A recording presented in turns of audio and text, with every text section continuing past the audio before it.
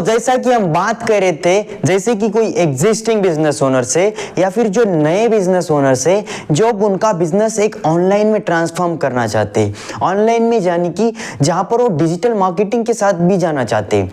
अब उनका कंटेंट भी आएगा, उनकी डिजिटल मार्केटिंग भी होगी, जहां पर वो डिजिटली आगे बढ़ेंगे।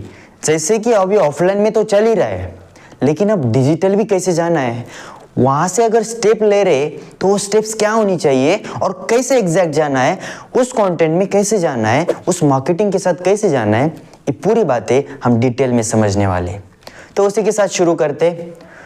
तो जैसे कि हमने बात की कि जो पुराने जब अभी बिजनेस ओनर्स होते उन्हें बहुत सारा अभी सारा ऑफलाइन तो उनको इनके पास एक्सपीरियंस है, उन्हें सारा जो कुछ भी काम किया उसके अंदर, जो भी उसको बिजनेस को रन करने में कोशिश की, शानदार की। लेकिन अभी डिजिटल जब आएंगे तब यहाँ पर कुछ इतनी सारी कंपटीशन भी होता है। जैसे कि हमने पहले बात की, कंपटीशन होता है, कोलैबोरेशन होता है, सारी चीज़ें होती है, लेकिन यहाँ से भी कैसे बढ़ना है, इस तरह से हमें अब कंटेंट में समझना होगा। अब जैसे कि मैंने कहा कि अब जो एग्जिस्टिंग बिजनेस ओनर्स है, यानी कि जिन्होंने अभी ऑफलाइन में बहुत सारे हार्डवर्क किया, ऑफलाइन में बहुत अच्छा बिजनेस रन किया, अब वहाँ से वो डिजिटल कैसे जाएंगे।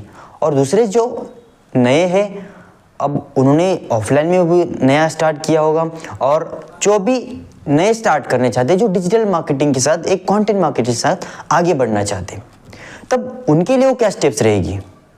तो सबसे पहले देखो, find your target audience. Find मतलब आप किन्हें बेच रहे हो।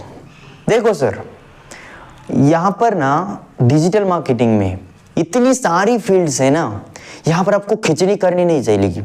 अगर हम मल्टीपल चीज़ें देखेंगे तो यहाँ पर हमारी सारी खिचड़ी हो जाएंगी, क्योंकि देखो हर तरह की कंटेंट मार्केटिंग है। पोस्ट बनाते, वीडियोस बनाते, आपका टेक्स्ट जाता है, आर्टिकल जाते, ब्लॉग जाते, ना जाने कितने सारे आपके अलग अलग तरीके से सोशल्स के थ्रू, अलग अलग सोर्सेस की प्लेटफॉर्म के जरिए आप मार्केटिंग करने लगते हैं। लेकिन यहाँ पर आपकी टारगेट ऑडियंस क्या होनी चाहिए, ये आपको पता होना चाहिए। आपके प्रोडक्ट्स आप किन्हें बेचना चाहते हैं। अभी हम जब ऑफलाइन में होते तब किसी स्पेसिफिक ऑडियंस के लिए जाते हैं ना, तो उसी के साथ यहाँ जब आएंगे तो यहाँ भी एक स्पेसिफिक ऑडियंस होती है। अब इसका मतलब है कि हमें उन्हीं के लिए कंटेंट बनाना है, उन्हीं के लिए एक स्पेसिफिक डायरेक्शन में जाना है। यहाँ पर एक बात उनके लिए भी इंपॉर्टेंट हो सकती है जो अभी एस्पायरिंग स्टूडेंट्स भी है, जो अब कंटेंट समझ रहे कि बिजनेस के लिए कंटेंट वर्क कैसे करता है। देखो, जहाँ तक मैं कह रहा हूँ कि हमें स्पेसिफिक ऑडियंस के साथ जाना है, यानी कि अगर आज कोई आप कंटेंट बना रहे, आपके एक्सपीरियंस के साथ, आपकी लर्निंग्स है वहाँ पर, आपको सारा नॉलेज है उसके अंदर, आपको एक्स्ट्रा कुछ रिसर्च उतना करने की ज़रूरत नहीं है। लेकिन अब आपको स्पेसिफिक उन्हीं ऑडियंस के लिए उसी की तरह डिज़ाइन करना है। अब आपकी टीम के साथ जो आप वो बना रहे, वो आपकी सोशल मीडिया टीम हो सकती है, आपका कंटेंट जो भी बना रहे, आप तो उतना बना नहीं सकते ना, क्योंकि आपका तो बिजनेस का सारा काम है। तो उसी के साथ आप स्पेसिफिक ऑडियंस के लिए पूरी आप तैयारी रखिए, यानी कि माइक्रो में जाइए, क्योंकि तभी तो ब्रांड बनेगा। जैसे कि हमने ब्रांडिंग की बात की, एक ट्रस्ट होता है, एक वर्ड ऑफ माउथ होता है, इन्हीं के लिए हम बना रहे और इन्हीं के लिए बनाते रहेंगे। जब एक नेक्स्ट लेवल पे जाएगा बिजनेस, तब वहाँ पर हम स्केल करेंगे, मल्टीपल निश के अंदर जाएंगे। ठीक है, यहाँ तक बात क्लियर है। तो ये हो गई हमारी क्लियर टारगेट ऑडियंस। अब उसी के साथ आता है हमारा कंटेंट यानी कि जो राइट कंटेंट चूज करना। राइट कंटेंट चूज करना हमारी एक थीम बन जाती है जब डिजिटल मार्केटिंग के अंदर आते हैं, जब कंटेंट बनाते हैं आप। क्योंकि जब हम बनाते हैं तो हमारा एक कलर होना चाहिए, हमारा एक फॉन्ट, एक विजुअल आइडेंटिटी होनी चाहिए। जैसे कि अब लोगो हो गया कोई आपके बिजनेस के साथ, जैसे मैंने बताया था टैगलाइन, आपका प्रोडक्ट उसके साथ सॉल्यूशन, इस तरह से टैगलाइन, ये टैगलाइन आपका ये हर बार यूनिक उनके साथ चलना चाहिए, उस ऑडियंस के साथ कनेक्ट रहना चाहिए। आप ऐसे कोट शेयर कर सकते हैं, उसके साथ आप टैग दे सकते हैं। अगर आप कुछ पोस्ट बना रहे, कोई फेस्टिवल्स आ रहे, तो फेस्टिवल के साथ ऐसे ही कुछ बता देना, उसके साथ आपका टैगलाइन, उसके साथ आपका लोगो, इस तरह से आपका कलर कॉम्बिनेशन होना चाहिए। जब भी आप कुछ ऐसे सेलिब्रेट कर रहे कुछ चीज़ें, तो उसके साथ होना चाहिए।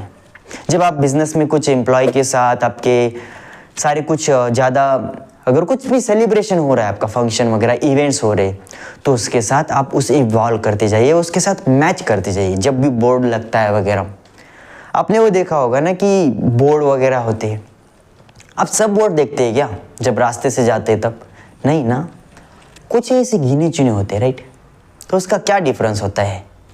आपका अटेंशन लेने का मतलब है कि आप जब कुछ बना रहे, तो वहाँ पर एक विजुअल प्रॉब्लम होना चाहिए और उसके साथ सॉल्यूशन, और शॉर्ट में, और वहाँ पर आपका ब्रांड, आपका टैगलाइन, आपका ही सॉल्यूशन आना चाहिए, आपका बिजनेस आइडेंटिटी। बात यहाँ तक क्लियर है कंटेंट का। अब बात आती है कि यहाँ पर अपॉर्चुनिटीज़, कंपटीशन होता है सारा, तब इसके लिए तीसरा सबसे इम्पोर्टेंट पॉइंट आता है, find your gap and opportunities. देखो, हमने अभी ट्रेडिशनली में ऑफलाइन में बिजनेस तगड़ा किया है, ठीक है, या फिर अभी कर रहे हैं, लेकिन अब जब डिजिटल जाएंगे तब यहाँ पर बहुत सारा कंपटीशन है सर। यहाँ पर इतनी आसानी से कोई अंदर घुसने नहीं देगा।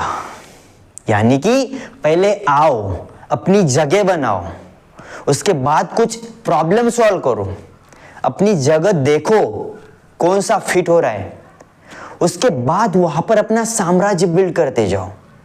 बात क्लियर है? पहले आना है, समझना है कि क्या वर्क करता है हमारे लिए और क्या नहीं, ठीक है? तो उसके बाद हमारे जो कॉम्पिटिटर्स है वो क्या अलग अलग कर रहे हैं, जब कंटेंट बना रहे हैं ना वो, तो कुछ अब उसको देखना है कि वो क्या क्या अलग चीज़ें कर रही है, तो उसके साथ हमें उनकी तरह कंटेंट बनाना है, उनका फॉर्मेट कॉपी करना है सर, उनका सारा कंटेंट नहीं। अगर किसी का स्ट्रक्चर हम कॉपी करें तो उसमें हमारी इंफॉर्मेशन जाएगी, राइट? अब उसमें हमारी बिजनेस की प्रॉब्लम्स, यूनिक सॉल्यूशंस, आइडियाज जाएंगे, वहाँ से हम डायरेक्शन देंगे। यहाँ तक बात क्लियर है? तो दूसरी और सबसे इम्पॉर्टेंट बात है, चौथी बात, एडाप्ट ट्रेंड्स। मतलब जो कुछ भी चेंज हो रहे, एक कोड बताता हूँ, golden statement, change is the only constant. अब इसे कोड बोलो, गोल्डन स्टेटमेंट बोलो या कोई थॉट बोलो, ये बिजनेस है, यहाँ पर change is the constant sir. Life में हो, किसी भी चीज के अंदर, लाइफ का हर पहलू हो, वहां पर चेंज इज द कांस्टेंट। अगर वहां पर चेंज नहीं है तो वहां पर कुछ तो गड़बड़ हो रही है, वहां पर ग्रोथ ही नहीं है सर, नहीं है ग्रोथ। सिंपल सी बात कह रहा हूं, अगर कोई स्टूडेंट बोल रहा है ना, स्टूडेंट सुन रहा है ना, तो यहां पर देखो, change is the only constant. अगर आज कुछ अलग अलग चीजें हैं तो कल अलग अलग चीजें होगी।